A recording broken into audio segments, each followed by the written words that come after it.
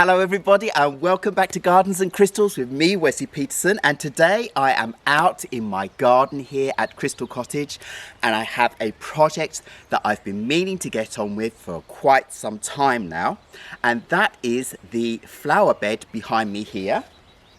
You can see this bed here. It looks quite bare. Well, last year I planted elephant grass in this plant bed and they came up, but I don't really have that much, so it wasn't as thick as I want it to be. So I've decided to try something new this year. I want a green foliage bed here, and I want it now. So I'm not willing to wait any longer. I've decided to change it all up. I've decided to change the shape of the flower bed, and I've decided to go round and find plants that I have in my garden already that I can just move into this bed so that it becomes nice and green, ready for the summer this year. Now, the elephant grass that's in the bed, I'm going to be putting into two 1 meter high black pots. They're about ½ meter wide, that are at the end of our driveway, so that when the elephant grass does come up, because the elephant grass can get to 2 meters tall or so, it will become lovely tall kind of tree coverage for us between the driveway and into our courtyard garden area.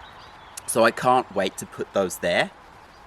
I have a few different types of bushes I'm going to find around and about in the garden. I need to amend the soil in this bed. Now this bed is in bright direct light all day long. We have the sun that comes up in the east, goes round to the south here, directly on the bed all day, and then fades around to the west. So it gets very, very hot. And I've had a very hard time getting anything to grow in this area. I've tried all sorts of things, from trees to different kinds of bushes and so forth.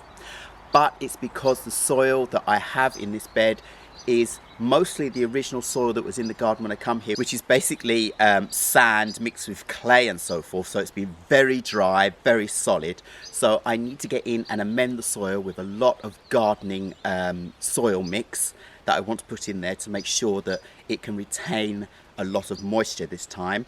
And I also want to cover the top with a thick layer of bark to keep the soil moist, and add some more rocks, because rocks also keep moisture underneath them that help to protect the roots. So I'm going to get on with this. I'm going to leave the video running, and there will be some fast forward in the video, and I will do some voiceovers later on so I can explain some of the things that happen. But I just didn't want to miss the opportunity to give you a chance to come along and see how I transform one of my plant beds. So let's get on with this.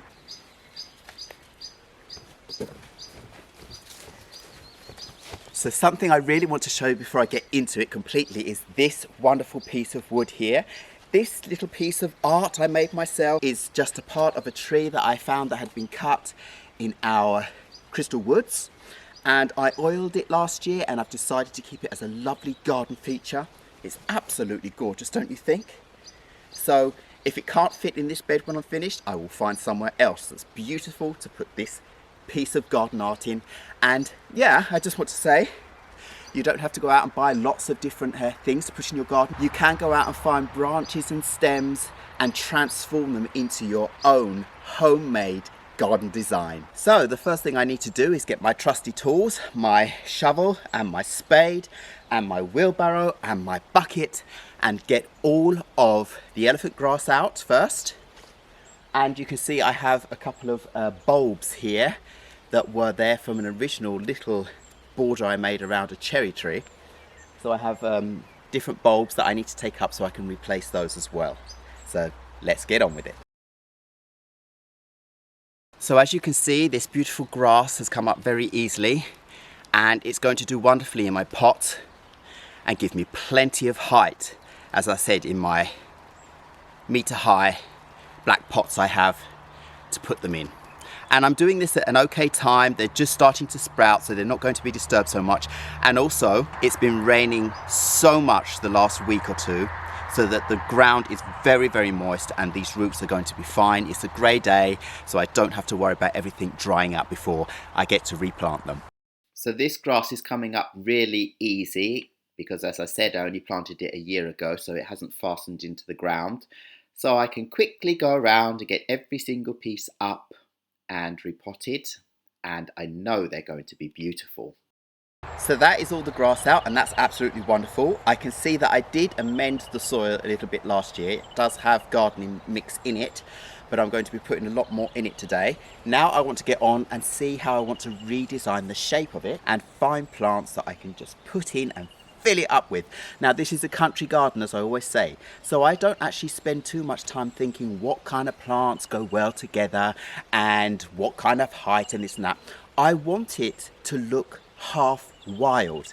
Now this is the area I call my botanical garden area because I buy a lot of plants to put in this area, but I still mix and match and experiment with plants to see how they do, and I am constantly moving plants around that don't do so well in certain areas. I'll move them and they'll do fantastically in another area. So it's a fantastic way to get to know your garden and the microenvironments you have in your garden.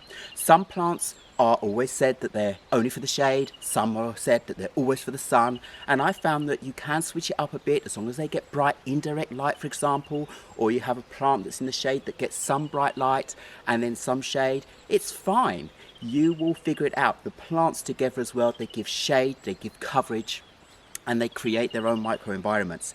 So experiment, have fun. If you have a big garden and you have lots of different things, well, you can move things around all the time. If you have a smaller area, then you will need to plan more because you won't have the space to move your plants around as much. So I would suggest in that situation that you really do go look online and look and see what works best for you so that you can get the effect that you want straight away. For me, I just love the flow, I love the experiment, and I love just seeing what happens.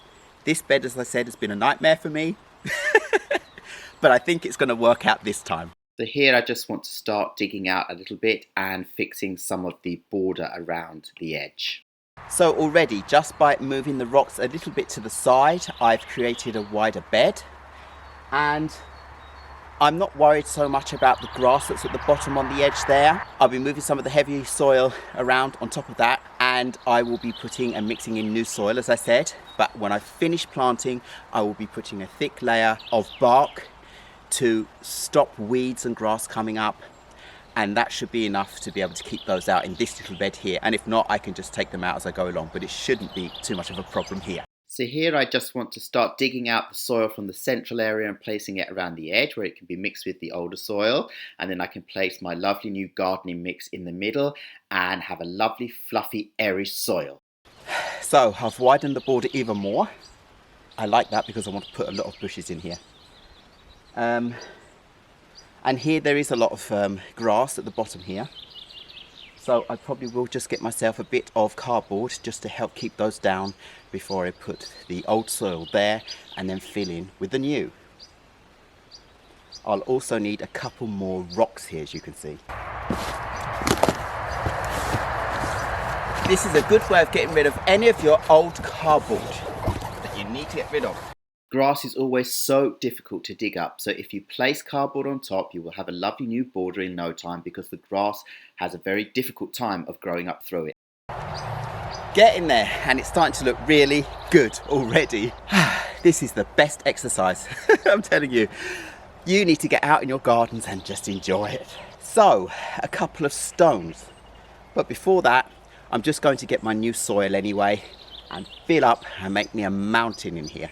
So here I just want to give you a quick look at the border closer up. So you can see there's a kind of clay sandy soil in here, and I have mixed it with a little bit of gardening mix. But if you go all the way around, you can see all these lovely rocks that I've found round and about in the garden. We have simply so many that I would be able to make an endless amount of borders here with these lovely rocks. And I really love them. They give heat to the garden during the summer, and they give lots of hiding places for the insects of all different types. I've found many toads hiding in amongst these rocks, which is absolutely beautiful and amazing. They help keep your garden borders clear of any bugs that might eat your plants. So that's all the soil that I want to put in this bed for now. And you know that soil sinks. I haven't been trampling on this, so it's not compact, which is good. So I'm just going to hoe it around a little bit and then find some plants to plant. This is so exciting. I just love working with a hoe. So that is the initial phase finished. I have a plant that I want to put here that has been doing very well in a pot. It's just starting to come out now because I had it in my annex and it hadn't been out and going along with the season, so it's a little bit behind, but it gets the most beautiful dark purple flowers on it, and I can't wait to put it in this bed. It is a magnolia tree, and here is going to be perfect where it will be in the bright sun all the time. Let me go and get that as the first thing. So here it is, my lovely magnolia tree, and I will put the Latin names up on the screen so you can see exactly which plants that I am planting in this bed. This is just so exciting. I love moving around and figuring out where I want to put a new plant. It is amazing. So that is the first new plant in place, my beautiful magnolia tree. And now I just hope this is going to grow up, fill out this space and give us some beautiful flowers during the season, and then flush out its lovely green leaves and look gorgeous. So now I want to put some shrub kind of plants around the bottom here.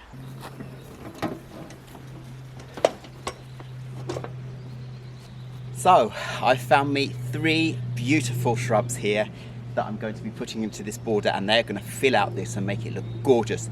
This is a plant that also needs bright light, and where I had it, it was under trees, wasn't getting enough light, and the last 2 years it's grown double as much as it was, but it hasn't produced very many leaves and it hasn't produced very many flowers, when this plant should be covered with bright red beautiful flowers all over. So now in this sunny position, in this loose soil, I hope this is going to be the trick. So once again, all I have to do is go around, dig a hole and place in my shrubs, and I think they're about 60 centimeters between each one or so they have plenty of space to fill out. So already I have 3 beautiful shrubs and my beautiful magnolia tree in this bed, and I have space for a lot more things in here yet. So let me see what I'm going to find now. I've decided I want to add a little bit of extra focus in this bed because we sit with our table in the middle part of our botanical garden here, and we can see through a little pathway. So there at the end in this border I want to put a larger terracotta pot that I have lying around with nothing in it for now in there, and then add a plant that is evergreen just to give me some focus, something to look at. Yes, I think that gives a little bit of fun to the border, and that can stay there, and I'll be able to take that up and put it down in the cellar for the winter, but during the summer I can bring it out and put it back there and put whatever plants I want into it just to spice it up a little bit. How lovely is that? So now I've discovered I have a lot of geraniums coming up around and about in the garden, and I know they like the sun as well as doing well in shady areas. I am going to find some of those and plot them around at the front of my border here. So here we are, some of my lovely geraniums that are coming up here, and I remember I did a raid in the rack video on these plants, and you can go back and see that.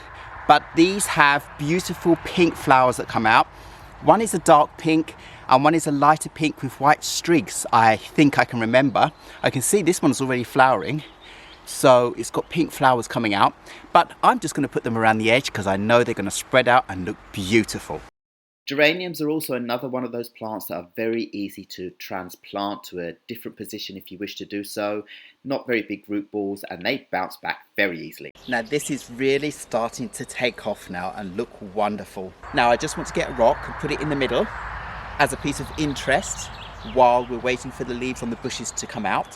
When they come out it will disappear, or you might be able to see it through the leaves, and that will look nice. But during the winter months we'll be able to see that, and I'm actually going to put a lot more rocks around on the bed as well, just to give it more life in around the plants. Roly-poly here.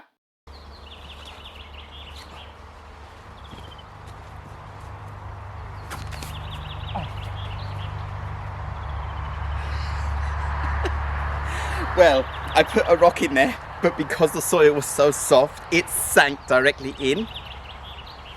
But it can still be seen, and when the soil around starts sinking even more, it should rise up again. Now for a couple more geraniums. It's just such a satisfying feeling seeing a new border come together like this. Now I've got all my geraniums in, So now I want to go and get my evergreen plant that I want to put into the pot just there. So I decided I didn't want to disturb any of my miniature evergreen plants that I have round and about, apart from this one. This is a Norway Spruce that's been in this pot now actually for 2 years now, and we have these growing everywhere, all over the place where I live here in Sweden. So I want to plant this whole bundle here with all these beautiful succulents underneath in that pot, so that the succulents can spread out in the pot and hang over the pot and look wonderful. And then this plant here, the Norway Spruce, will get more space for more roots, and I can keep it pruned into the shape I want to keep it. I would like to let it get a little bit taller, but not too much wider, and I will be able to just clip off the ends of these stems and it will go in the form that I want it to be for as long as it lasts in the pot. So let's get this repotted. So I'll start with some fresh new soil, get the Norway Spruce out of its original pot, which was very difficult because the top lip was smaller than the rest of the pot, but I managed to get it out, as you can see, and then fill up around the edge with this fresh new soil, spread out the succulents and make everything look beautiful and like it's been there forever. So there we go, quick and easy. My terracotta pot is full and has lovely succulents around the edge and an evergreen Norway Spruce in the middle. And I can switch that up as much as I want, and I can take away the pot and put it in the cellar for the winter, but for the summertime, looks gorgeous. And this lovely ceramic pot I have here that I brought home with me from Shanghai, I can put something else in now. So now I just want to put some bark around the edges of my perennial bushes and my magnolia tree, and just around the central area of this bed for now, because I only have 3 bags of it, so I don't know how far it's going to go until I have to go and buy some more. But I also want to put, as I said before, some more rocks into the border, but the soil's very soft at the moment. So as I found, the heavy rock that I just threw into the middle, it just sank and near enough disappeared, but it still looks okay. So now I'm just going to get on with putting the bark on the top. So another satisfying moment. I absolutely love the smell of this bark. Oh, it's just so refreshing when it comes out of the bags, and it's so nice to know that when you put the bark on top that you'll be able to retain the moisture in the border, keep the plants happy for longer, especially when they're in the bright direct sunlight, and this is all going to look lovely and fresh. So that is the bark in now as well. So the final thing I want to do, just to pep it up a little bit for now, is to find some rocks that I can just place around. And yes, I know that they will sink a little bit, but with time I can add more layers of bark on top, because there's plenty of soil in here now. So to be able to retain the moisture with time, I want to put more and more bark on, but I'll let it sink down during the summer, and then I can put a fresh layer of bark on top of that, and then I can lift out the rocks again, place them back on the top, and just keep repeating the cycle. It's that simple. So right, all of the wood chips are on top of the soil for now, and I've already been and collected myself some rocks. Now I want to get these in place, and this will probably be the finishing touch for this round. So let's get these rocks into place. Never underestimate the importance of rocks and stones in your borders. They really do elevate the energy. They give you something lovely to look at, as well as the plants. They retain moisture and heat. They are amazing. So yes, I do think these rocks are giving this border a nice boost of energy, but I just feel like I need a few more and then I should be done. So I am finally finished with recreating my border behind me here for today. I'll most definitely be making changes at some point, because that's what always happens here in this garden. I move plants around all the time. But for now, I want to take you in for a closer look so you can see what I've done. So here we go. You can see the combination of everything so far on this grey day, this grey wet day in the garden, and how things can end up looking beautiful anyway. And just think of when these bushes and trees start flushing out more and more leaves and filling out this border with lovely green lushness. It's going to be gorgeous. And then all these wonderful geraniums at the bottom here that are going to flush out with all their beautiful pink flowers. And I'm going to add more plants in around the bottom as well. to get as much green coverage as possible. But I think now that my bushes here are going to flush out bigger leaves and get lovely red flowers all over them, and that is going to be so amazing to see. And I really do enjoy collecting rocks in my garden. There are just simply so many, and there are so many different shapes and forms and varieties, and many of them have quartz crystal in them, and that really makes me happy knowing that I can boost the energy around my garden.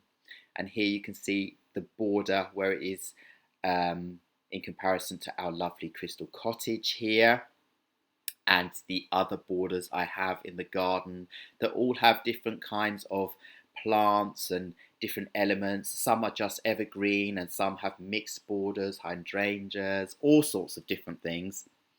And now I have recreated this border here, and you can see there's a large rock behind the border there in the corner. There is going to be a little pond feature there, so look out for that video coming up in the future too. But here again, more of the wonderful rocks and geraniums that are going to flush out, and also these alliums here that were already in the border that I decided to just let stay there, seeing as they look so beautiful when they come up.